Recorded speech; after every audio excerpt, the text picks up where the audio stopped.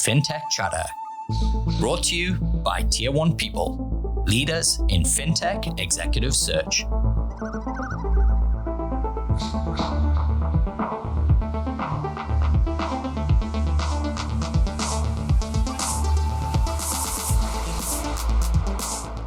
Welcome to Fintech Chatter, the show where fintech leaders join me for a chat. I'm your host, Dexter Cousins, and today's guest is Gabriel Le Roux, co-founder of Primer. As the world's first automation platform for payments and commerce, Primer offers merchants the underlying infrastructure they need to build better buying experiences for their customers. For the first time, merchants can connect and control their entire payment and commerce stack and build their ideal payment flows autonomously from scratch. It's like the Zapier of payments, where you can plug in any desired payment and commerce solution with one-click connections and zero code. I caught up with Gabriel on his recent visit to Australia to talk about their global expansion plans and why they see Australia and APAC as a huge growth market. Gabriel, welcome to the show. Thanks, Dexter. It's a pleasure to be here. It's great to have you with us. Welcome to Australia.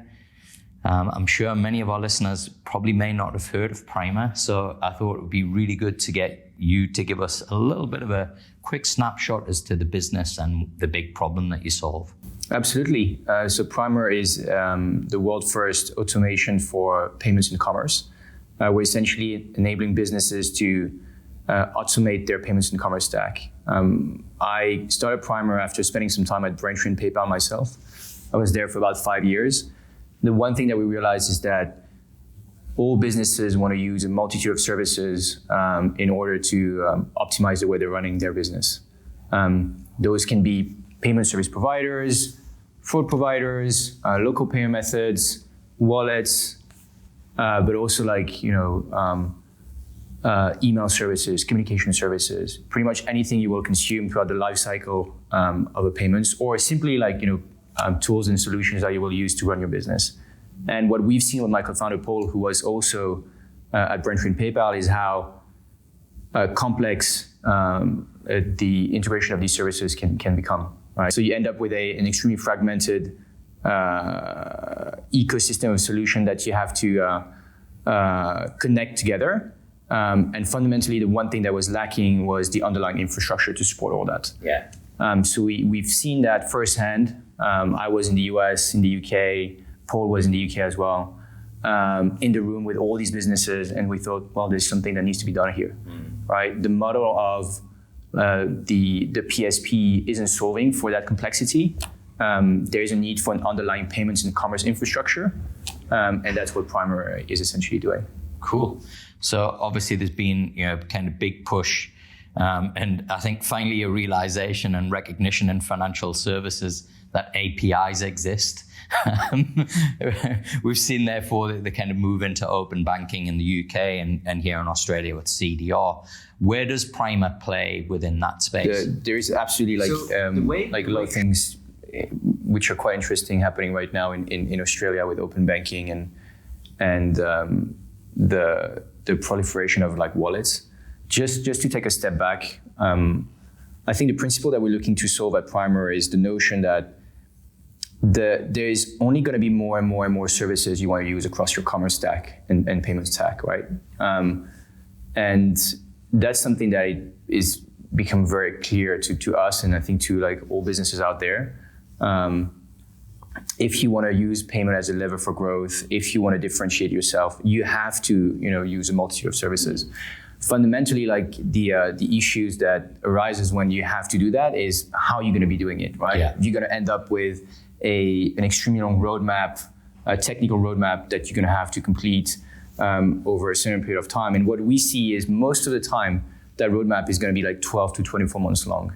You need to allocate a tremendous amount of resource to add these services, to make them work together, to create a cohesive experience, to have a beautiful checkout. And so that's essentially what Primer is solving. So if we're looking at open banking, I think it's been obviously something extremely interesting. I'm coming from the UK. We've seen a lot of services being launched in the UK, account-to-account payments, is actually gaining traction. In Australia, there's certainly like, a lot of things going on with the NPP supporting like more innovation in the payment space, faster, flexible, data-rich transaction, with like Pay ID or Pay to driving the adoption of NPP. And these are certainly some innovation that merchants want to use in order to provide like, I would say a more seamless experience to the end user that we can facilitate, right? Yeah. The notion of saying, hey, now you have this infrastructure, you have this this automation platform that allows you to quickly launch these services, to present them in the right way to the end user, while ensuring that from a technical standpoint, things can be maintained in a very simple way, is what we're providing to the market. So really the what's interesting with Primer is that we're helping the merchant, right, with the adoption and users of these services. We're also helping the ecosystem. Because the moment Primer is integrated, if you want to use any of these services, if you want to use a wallet, if you want to optimize the way certain things are presented on the checkout, you don't have to go and talk to the engineers. You can actually do that literally from the dashboard, create a workflow, design your checkout without touching a single line of code, which is a major innovation in the industry. Yeah. One of the big issues facing merchants here in Australia, Gabriel, is least cost routing. And it's so complex. It can be extremely costly, given the environment that we're in, where everybody's super cost conscious. I can't help but think that that's got to be a great way in which a business like Primer can help merchants. 100%. So I think the RBA announcement that least cost routing is expected to be developed for mobile wallet transaction is a massive opportunity for businesses to capture payment at a lower cost.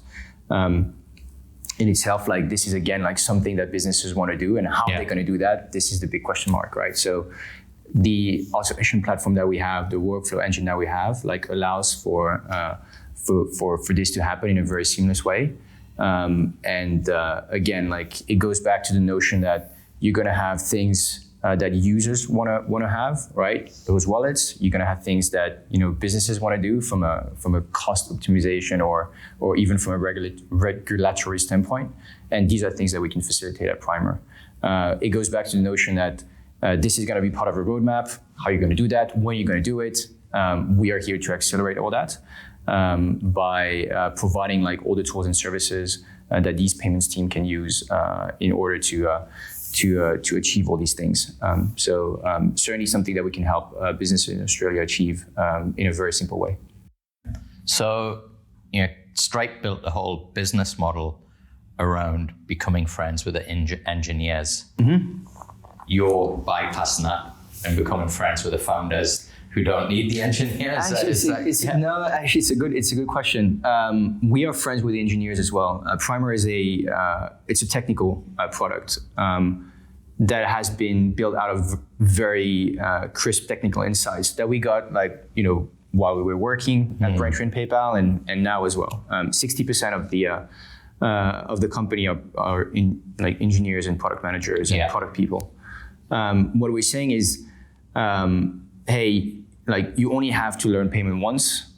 You can concentrate on like your core business. Primer is going to take care of like your commerce and payment stack, right? And that's something that I should say has been can be seen when looking at the way we've designed the product and designed the API. Our docs are public. We are working extremely closely with engineers and developers. We have like a team dedicated to developer experience. But the principle that we're saying here is like we want to accelerate the adoption of these services. Yeah. We want to ensure that payments and commerce can be managed like easily through our workflow and universal checkout. And for that, you need a unified infrastructure and you need a way to sort of like connect all these services together.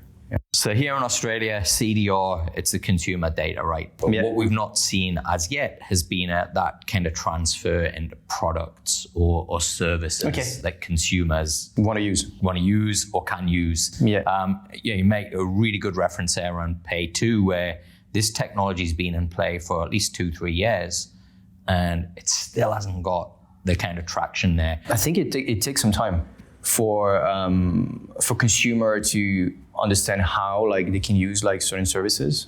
There is a level of education, right? Hey, why should I use that? What it is. I think we all, us working some time in tech, we take things for granted, but people need to understand the benefits of these services.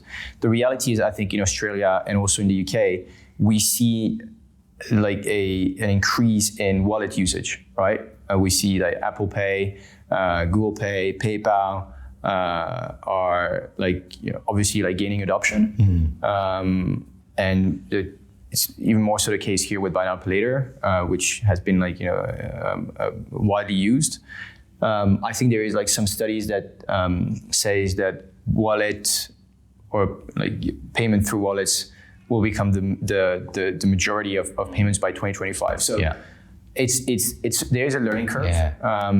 But I think it's just a matter of time, right? If you're looking at the UK, account-to-account payments is taking some time, and it's also vertical specific. Some industries you will have a lot more usage. Some will take a bit longer, and I think it's also why it may also not be widely used is probably there is fundamentally an issue or challenges to get these products live and ready and used. And this is also what we're here to solve. So the enablement or the activation and the notion of launching those services is widely simplified when using Primer. So we could eventually contribute to higher adoption in the long term. And if we can talk about some of your customers, has there been a specific type of customer that you've gone after that you feel you're best able to support? It's a good question. So Primer, as an infrastructure for payments and commerce, we're pretty much vertical agnostic. So we are solving one of the biggest complexity in payments without being a payments company, right? So we don't have to be financially regulated. We are what we call PCI, a level 1 compliant, which means that we can hold and store raw card data. So there is a level of compliance that we need to follow every year. But from our perspective, we could work with anyone, anywhere, right? And that's also why we're fully global. So we have a team, a sales team in the UK and EU. We have a sales team in the US. We have a sales team in APAC, in Singapore, here in Sydney.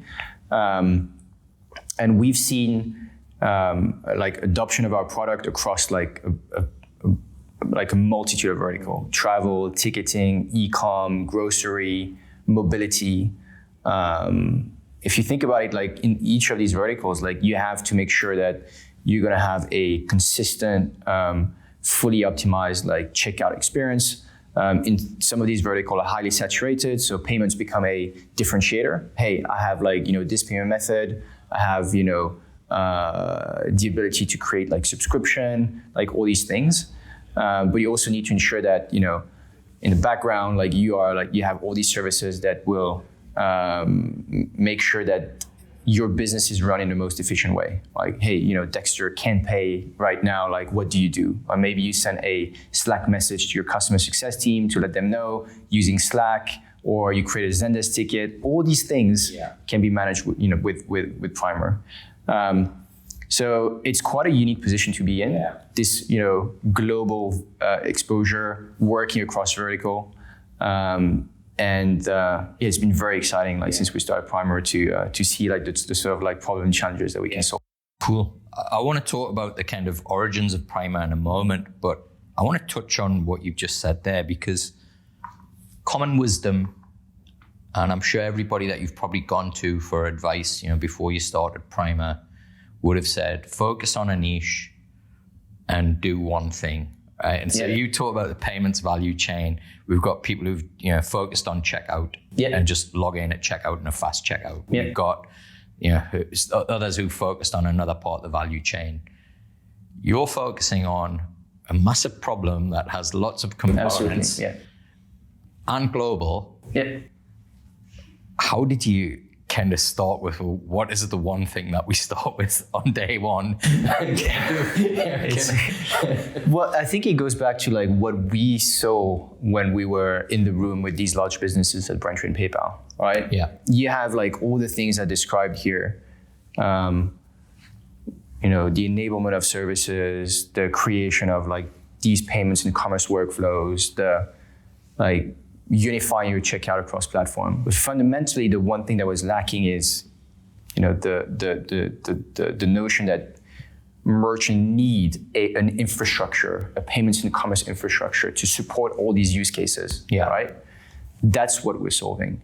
I think there is essentially like a couple of value drivers that we are like sharing with our customer when they're thinking, okay, what can I do with Primer, right? There is that first one, which is like you can optimize for payment success. You can orchestrate your payment stack. You can unify your fraud. That's the sort of like payment angle, right? You have the second part, which is operational efficiency. There's a lot of things you want to do when you're growing your business. Maybe like optimizing the way like you're going to communicate with like different team like internally at your company when an event is happening. The example I just gave you, a payment is being declined. We know Dexter is a power user. He's been buying on the website or the mobile app for many years. Let's do something, right? Yeah. And that's typically like can be quite complex, but with Primer you can define these workflows. So like this is one example when talking about operational efficiency. And then you have like the notion of like increasing the stickiness. Yeah. Especially right now, I think a lot of businesses are thinking, hey, okay, I have a great product, but I want to make sure that I reward my loyal customer, right? I want them to feel valued. I want to make sure that they like my product, they like the experience. And in order to do that, you again need to consume a lot of services that maybe trigger when a payment is happening, right? Receiving an email with a coupon code, or sending a gift card, like if you buy 5 t-shirts on a website. Like these things, are extremely important for online businesses. So to an extent, a lot of businesses have outsourced that by using buy now, pay later partners. Exactly, and we are connecting to them.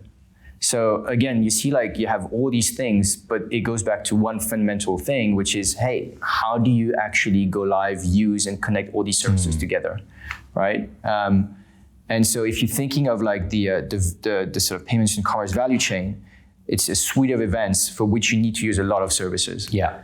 Right? And that's essentially what we're solving. So going to your first question is, hey, you have all these things that you're doing and that you're facilitating. Yes, right? We are doing all these things, but the problem that we're solving is the lack of infrastructure. Yeah. And that's essentially what we're providing. Essentially, the moment you have Primer integrated, and the moment you start using Primer, you can just run your business in a much more efficient way. Accelerate market expansion, provide a beautiful experience on the checkout, facilitate internal processes, and so on and so forth. So would this be a correct kind of analogy? It's almost like an Airtable for an e-commerce business. Could be, or like Zapier for commerce and payments. It's a good analogy. Cool. So let's talk about the kind of origins of Primer. Yeah. As you mentioned, PayPal, Braintree. What was the point that you thought, right, I'm gonna, I now want to go and do this myself? What was the catalyst for that? It was. I think I joined PayPal, Braintree. So I was at Braintree, which is part of like the PayPal group, right? It's a PSP that got acquired by PayPal. I joined in 2015 in the UK, and I think like working with businesses across the globe, looking at how they were thinking about payment, designing their payment stack, thinking about their commerce journey, and working with global businesses, right? I was in the UK and then I moved to the US. I was working with businesses in Europe, of course, but also in Asia. I sort of realized with my co-founder that these online businesses want to actually create those unique experiences, but they had no product to do this. And, we were doing whiteboarding sessions. We were spending a lot of time with them. They were investing a lot of resources. And there's amazing... Sorry to interrupt, but it's almost like it kind of, the missed the huge gap and gulf between a McKinsey coming in and telling the exec team, this is the strategy. And then, well, how do you tactically execute on that? That's exactly that. So you have all these things you want to do, and then it becomes extremely complex from a technical standpoint. Yeah. You're thinking, okay, sure, I'm going to do it, but how, right? And so for us, it was oh, okay, well, there is fundamentally something lacking here, right? We need to create something. And at this point, you have that sort of fire, and you're thinking, well, let's do it, right? And we've done hundreds of interviews. So we left, the Braintree and PayPal, and then we thought, hey, let's actually start fresh and do all these interviews to understand again, what are the challenges that, these teams are having when thinking about their payments and commerce stack. And that's essentially how we built Primer. So Primer has been built out of very crisp product and technical insight and interviews that we've done with many businesses across the globe. And now it's fascinating to see how the teams we used to, or the people we used to talk to back then, it are using the Primer product. It's as if they had Primer all their life. They just log in and start creating those workflow, design their checkout. It's very natural. And you know why? Because those are the things that we're doing on a whiteboard. But now they have a product that they can use to achieve that vision.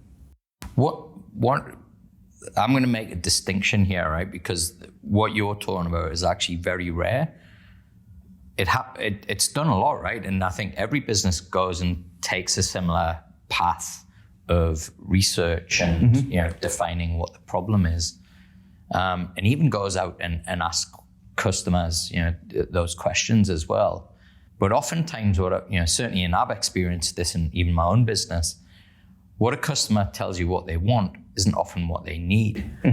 How did you make that distinction between, we're interviewing hundreds of people, what's the stuff that kind of they actually need versus what they're telling us they want that we'll build and then they'll But that's why you need to have the sample needs to be big enough, right? If you're actually doing all these interviews, there are things which are going to be pretty much business specific, right? And then you're going to start seeing some trends, some patterns. Yeah. I think the pattern here was we want to accelerate the integration of services, or we want to make sure that we are providing the right payment method at the checkout. We want to unify our fraud. We want to ensure that things like 3D Secure is easily manageable, with for certain payments. We want to make sure that from a data consumption things are optimized. So you start identifying those trends and challenges. And that's how you're designing and defining how the product should be built. So it's a function of the number, I think, of interviews you're making sure as well that you got to talk to a diverse sample of customer, not over-indexing on a vertical or an industry. And when you have all those data points, then you can you can identify those trends and build a product that matters. Now, I want to talk about kind of Primer as a business and where you're at right now. It's obviously been a really difficult 12 months from a startup fintech funding perspective. When did you actually launch Primer? So we started Primer in early 2020. Right. Yeah. So you kind of had the COVID boom and everybody went crazy, and funding was I'm assuming people were kind of falling over to give you money, and now it's a very different kind of I guess landscape. What's been the experience that you've had over this last 3 years, and kind of how do you contrast that first year and a half to this kind of second year and a half? Yeah. So we started Primer like in early 2020. The one thing that is quite unique about Primer is we're fully remote. So we were remote first organization. That's not because of COVID. We actually started as a remote company. A couple of reasons for that. One, we wanted to have access to the biggest pool of talent possible. We know that there is like very good people everywhere, and we wanted to make sure that we could, have them join Primer. So we employ in more than 35 countries today. And also by the nature of being remote means that you have a lot of local expertise. You can provide extremely reliable support to your customer when they're live, and so on and so forth. So the COVID situation and the fact that everyone was trying to optimize the ways of working for Primer, we were lucky enough that we started the company as fully remote, and so that was we could continue to run the business in the most efficient way with that structure. I think there's throughout COVID we've certainly seen the willingness for online businesses to digitalize their experience and to rethink the way what should I do now? Should I if I want to attract businesses customer, how can I make sure that the experience I'm going to providing is going to be best in class, especially when you know that if you're looking at I think in Australia or more widely, if you think about it, card abandonment rate is a massive issue, right? I think there is between 67 or 69% of customer which will leave a checkout if they don't see their favorite payment method, which is crazy if you think about it, right? So we've been able to help these businesses transition to the online world from a and from a funding perspective, we've raised with very good funds, Accel, Boulderton, Iconic in the UK, Iconic is in the US, and they've been supporting us throughout the Primer journey. I think right now the market is a bit different. But Primer is extremely well funded, and we have very strong investors supporting us. Cool. So we're kind of, I guess, pretty much everybody in my network found us, up until about a year ago was told growth at all costs, and then it was kind of cut costs at all costs, and kind of really get to profitability as quickly as possible. Do you have that type of pressure, or are you still in the kind of phase where they see that this is a global opportunity and it's something that maybe is kind of, you can justify, the additional time, support, and, because of the scale of the opportunity? Well, I think we are solving a global issue, but we also have an extremely efficient way of running the business and making sure that it's a viable business. So from that perspective, we continue to grow. We're continuing to invest in product engineering. We're continuing to get more users on the Primer platform, while ensuring that from a monetization standpoint, things are being done in an efficient way. And with respect to, I guess, the kind of global expansion plans, you're here obviously in Australia because you're sitting with me. What is it that's got you excited about Australia? Well, I think I think there has been definitely I would call them almost structural changes, like the NPP and the sort of adoption of wallets in Australia. You look at APAC as a region as well. There is the opportunity here is massive, right? You have cashless payments, which are going to increasing I guess globally, cashless payment will be 80% of payment by 2025. You have wallets in APAC, which are going to count to 72% of payment by 2025. Yeah, I read something the other day that was, I think, 60% already. Well, it's around 68%, 60 something percent right now. So if you think about it, that means that, hey, as a business, you need to ensure that you can have all these services ready. You need to ensure that you're going to provide a a seamless experience to your user. But there's also like another thing here in the region is how I was in Bangkok, I was in KL, I was like last week. You have a lot of local preferences, like the behavior online is going to be widely different, right? But if you are a business in APAC, you need to ensure that you can adapt to all these differences, right? That means that you need to optimize the processes internally on how you're handling eventually regulation or data consumption, all these things, while providing that experience. You were in Singapore recently. You go to a shop, there's like 7 different payment terminals. Absolutely, yeah. And if you translate that online, it's the same thing. Pay now, pay la, and all that. So, and you also have that notion that you have like the underbanked and the unbanked, for which you also need to provide ways of paying. So for us, this is why APAC is interesting. A bit similar to Europe, if you think about it, it's a very fragmented market with local preferences, with regulation, which means that it can become like a bit complex for businesses to optimize the way they're going to be expanding in those markets, and that's essentially what we're solving. Cool. Now a lot of businesses that do come in and launch in ours, and I've helped a lot of them like Revolut, TrueLayer, and 10x, and many others. Oftentimes they see Australia as this kind of launch pad for innovation, a place where you can come and test new products in a kind of similar regulatory environment with similar kind of guardrails in place. And if it goes wrong, it's kind of not as disastrous as if you go live in the US and it doesn't work out. Are there kind of any other kind of views that you've got on Australia as a market, particularly around payments, that you think, hey, there's some kind of interest here around potential innovation or products that we could launch that maybe we wouldn't launch elsewhere? I think the way we're going to be looking at this is how we're working with our businesses, right? We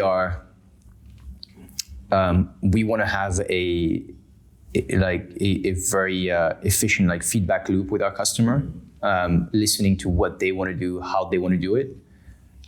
Sort of that dictates also the services that we add onto Primer. So right now, if you log into the Primer dashboard, you're going to see more than 100 services across payments and commerce, right? PSPs for provider, wallets, communication services, shipping and logistic tools, and so I'm sure that in the coming month, years, there's going to be a lot of these services which are going to be very much Australia specific that we'll add, which will sort of be used in a very specific way by Australian businesses. So I think it's a function of time, right? As we start working with more and more businesses here, I'm sure we'll launch product and services which are going to be very much region specific. So that's certainly things that we're going to be doing. And I guess from a kind of news and announcement perspective, what does the rest of 2023 have in store for Primer? Well, there's a lot of things going on. Product-wise, we are obviously we always want to innovate, and we want to continue to bring innovation to our customer. We recently announced a product called Observability, which is essentially a product that enables merchants to have a unified view of all their payment data within one single interface, where they're going to get very, very crisp insight on how they should be running their payment stack. The performance of their payments, the split by region, the authorization rate, the performance of 3D Secure. When we were doing those interviews, the one thing that came up quite a lot is, hey, I don't understand, my data. I don't understand the performance of my payments. It's a black box. Primer as an infrastructure want to solve that. And this product really provides a very simple way of understanding, what's going on here, right? And then, when you're looking at that data, then you can dictate. It helps you define how you're going to be creating those workflows. So that's something that we've announced quite recently. It can be used as a standalone. So if you just want to push data to that product and have this dashboard, to look at the performance of your stack. You can use it as well as a standalone product. But again, like, we are expanding here. We're working with our customers. So there's a lot more things that we're going to be announcing in the coming weeks. And we've announced a few customers recently. One championship, which is an exciting one. It's the equivalent of the UFC, but in APAC. So they've been working with us. Pace in the buy now pay later as well was announced recently. So yeah, I think there's a lot going on. Awesome. Now, one of the really cool kind of byproducts of me doing this podcast for a few years is the feedback that I get from people, to the insights that they get from listening to guests like yourself. And so what I've kind of started asking guests is, which podcasts you listen to and any recommendations that you might have. Been a bit busy lately, so I've been haven't had a chance to listen to too many podcasts. In the UK, you have like 11FS, which is quite big, very good podcast. So that's the one I've been listening the most. So yeah, that would be the one. Cool. Yeah. Now the other cool thing about the podcast is the people who listen to it, right? Some of the most talented people not only in Australia, but I think we're listened to in 40 countries actually. So if you are listening, I'm talking to you. But we've got great talent listening to this. We've got founders who are listening, who could be potential partners. Mm-hmm. What's the best way for people to reach out to you, Gabriel, if they're interested in what Primer do and think that it could be either one, it could be potentially an employee, or two, potential partner for you? Well, first of all, you can reach out to me on LinkedIn, right? I'm sure there's going to be my name somewhere, in the show notes, link in the show notes. Exactly, folks. Right? So feel free to reach out, add me on LinkedIn. Always happy to have a chat, discuss, payments, commerce, startup, tech, in general. Please go on primer.io if you want to see how the product works, the case studies from our customer.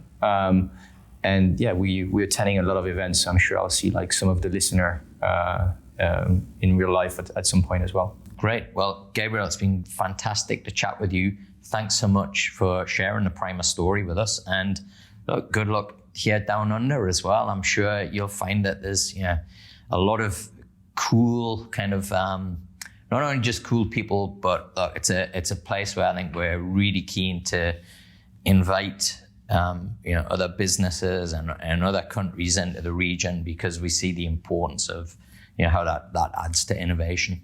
100%. We're here to innovate. We're here to help businesses accelerate their payment strategy and the way they're managing their commerce infrastructure. We're also here to help the industry. We want to be the biggest enabler in commerce, right? Mm-hmm. So with Primer, let's also make sure that all these services which are being launched, all these founders which are creating unique ways of accepting payments or running their or API solutions. We want to make sure they have a platform they can use to sort of launch their product. We can do that at Primer. Yeah. So it's been great to be on the podcast. It's amazing to be here in Australia. Again, if you want to reach out, add me on LinkedIn. Brilliant. And you can connect with me, folks, on LinkedIn and Twitter. Thanks so much for joining us. If you're new to the show, make sure to give us a follow and a subscribe. And if you're coming back, thanks so much for your support. Until the next episode, keep safe. Fintech Chatter is presented by Tier 1 People, leaders in fintech executive search. We'll help you find world-class fintech leadership talent to build world-class fintech ventures. And you can find out more at tier1people.com.